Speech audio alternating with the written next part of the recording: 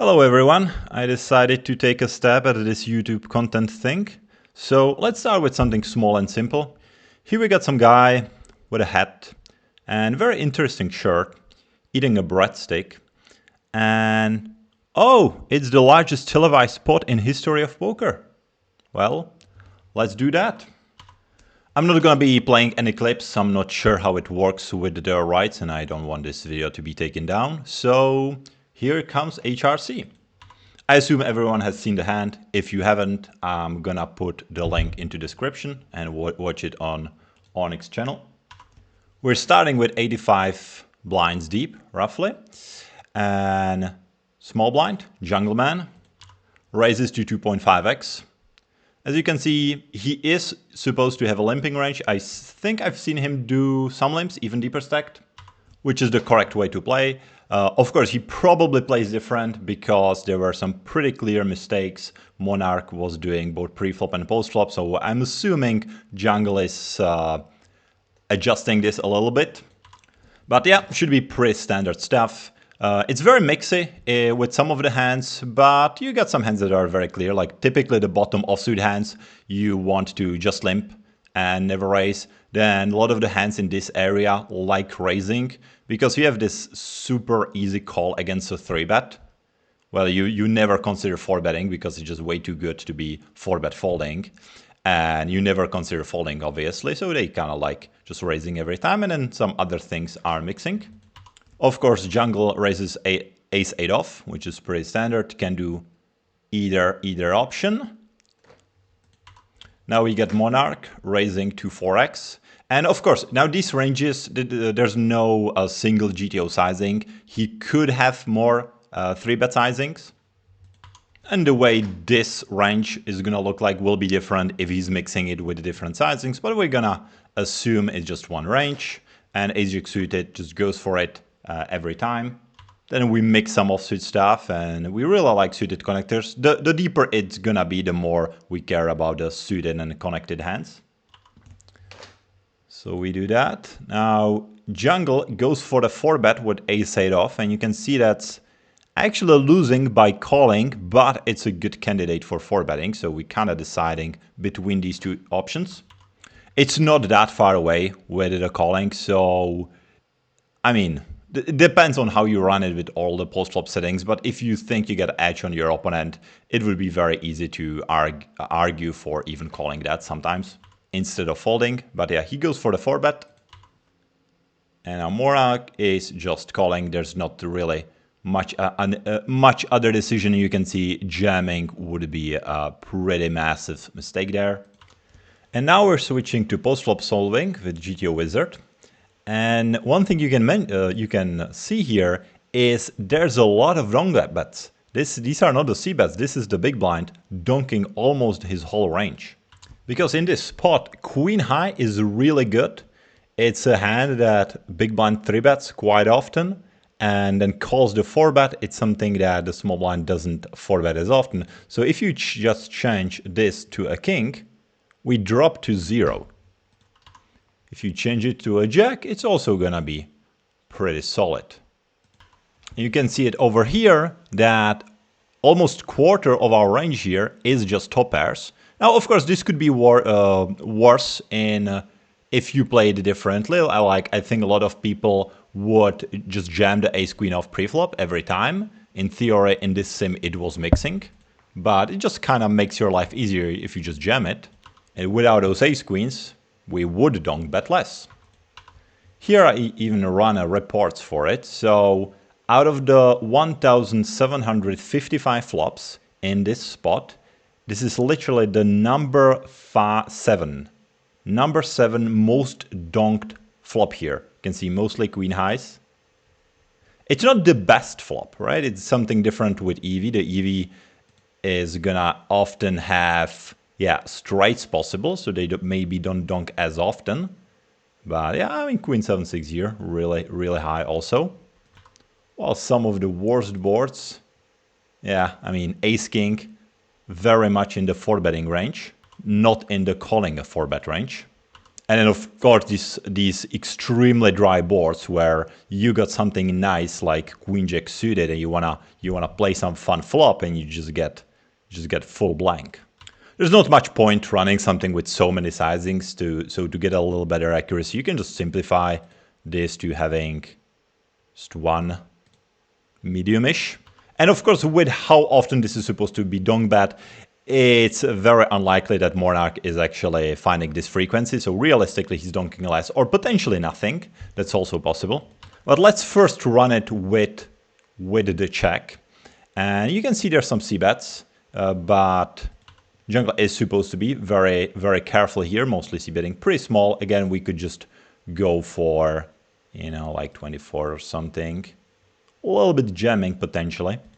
Kind of weird to take the jacks here, but yeah, you can see the EVs are a little bit different here. We're already going through a line that doesn't happen as often.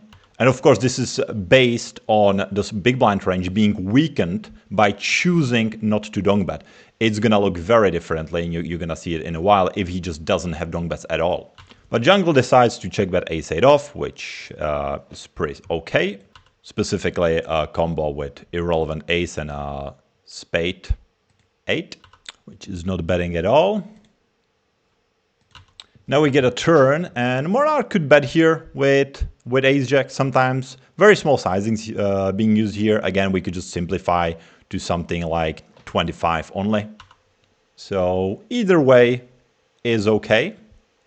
And we go over to Jungle, and he bet 42% here. I run with some little bit smaller, a little bit bigger sizings. So I think safe to assume there's just going to be one sizing. Maybe he has some jamming with ace queens and ace kings with a single spade. Maybe not. We don't know. But anyway, ace-8 off really likes betting here. And I know on the stream, some people in the chat said that it's a terrible hand to bluff because this hits the big blind range so well. And that's true, but that's already accounted for. And because of that, he's betting so often here and even more often here. So the check, you know, should be more balanced by now. And of course, it has some outs. So we bet. Ace-jack mostly calls. Potentially close into just even jamming. There's some stuff that can happen. Like some ace-10s or ace-kings are just supposed to bet call. And the SPR is very low. But we call, which looks like a very standard option here. We get a river where Monarch dong jammed ace-jack. And that is potentially a thing. He's doing that with around quarter of his range. Of course, this is not as accurate because we already went through some actions and starting with a flop where we are supposed to dong bet most of our hands and we went for a check. So we're losing some accuracy, but yeah, it does seem here to make sense to jam this. And if he does so, then ace-8 is, I would say, mixy. This is kind of like 20 blinds per 100, but with how much we went through, this can still be called close spot. And this would be the action. If he checked, then small blind goes for a jam with different ace-8s. Mostly having a lot of sets. And then yeah, we would call ace-jack if we somehow don't go for the dong bet. But now we might look what's gonna happen if there's just no dong bets. We can just remove that. And if big blind is not donking, then small blind is not c-betting. That's how bad the flop is. And there's a good chance that the jungler is gonna realize that Monarch is not finding enough of those dong bets, so he is actually having no c-bets here. Going to the turn, big blind can of course be now more aggressive because he has a stronger range than before. But still, ace-jack can check often. Still, for jungle, ace-8 is a good hand to be betting here. Now, ace-jack becomes a very clear call. We get higher accuracy here, and of course the ranges now are structured very differently. And now when we do get to the river with a more reasonable part of our range, it is a lot of dong bets. Ace-jack just goes for it pretty much every time. And ace-8 is now calling very clearly. With the spade, with the 8 of spades. It's not really relevant for blocking anything strong. The big blind doesn't have any 8 of spades. But we want him sometimes to have maybe 8-7 of hearts or 8-7 of diamonds that he's gonna be turning, or clubs, anything, that he's gonna be turning into a bluff. Because that's kind of what he does. He either calls with some 7 or 5 and then he has to turn it into a bluff, or 10s with a spade are of course a great candidate for blocking some stuff. So because of that, if you're jamming ace-8, it needs to be this one, definitely, not these ones, or they are kinda, or sorry, calling, and or they are kinda close. Of course, this depends on Monarch finding all the bluffs, which, from what I've seen on the stream, probably not finding. And we could test it if we just no-lock something. We could take some combos. Like, for example, we take the 6-5 and just say, I don't think you're jamming the, these two. We're gonna lock that. They're still jamming the 10s, the 8-7, the 5-4, all that. He's turning into a bluff. So we got a new range. We'll lock the rest so that he's not able to find other bluffs. And now ace-8 is losing. So pretty easy to make an argument for folding this. And ace is really exceptionally good card here. You can see not only we got almost 15% of flushes, which small blind has less, but that was already true on the turn, but also his 2 pairs like 7%, and he has a lot of sets. That's good. For him, we got a quarter of our range here are 2 pairs.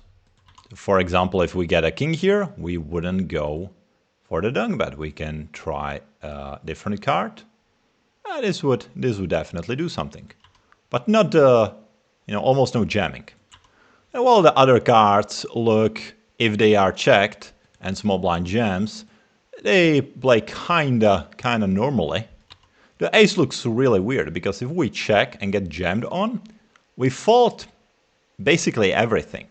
And on first look that looks very unbalanced, but it's supposed to. When small blind is, when he's deciding here, sorry, the big blind, where the big blind is deciding, he owns 42% of the pot. Now, after he decides he's gonna check, it drops to 1%. So checking in this spot is basically like folding. So the combination of this like very donkable donk jam river and very low SPR gets us to this. So there's just a reminder that you shouldn't take minimum defense frequency too seriously, or just pretty much don't use it ever. There's just so many situations where it's wrong, even on the river, let alone on the flop. That's just a little tip. If you're looking at any kind of coaching content and someone is analyzing a flop c-bet and starts calculating the MDF, just close it. You're wasting your time. And you can of course try to solve something in between. So here I node lock the big blind to have dunk bets, but just only 35% of the time, which might be reasonable for a lot of players who will acknowledge that this is a good board for donking, but they will probably not find that super high frequency.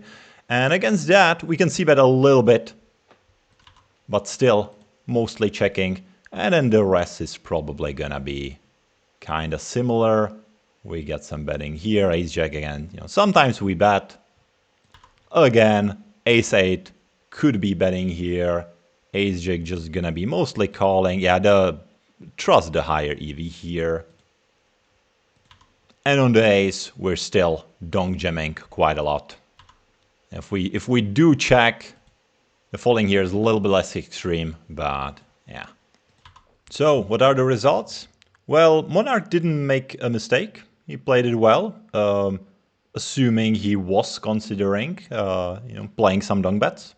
And you could argue that technically jungle should be calling the river if we go with just a fully GTO. But when you have one of the most donkable flops and on one of the most donkable rivers, it's a very safe assumption that less experienced players will be too tight on it. Because both, donking is almost always kind of the less usual play. So it sounds like a very reasonable spot to overfold. And now I have to go upload this video as quickly as possible before they decide to have a 20 million rematch and the title of this video becomes obsolete.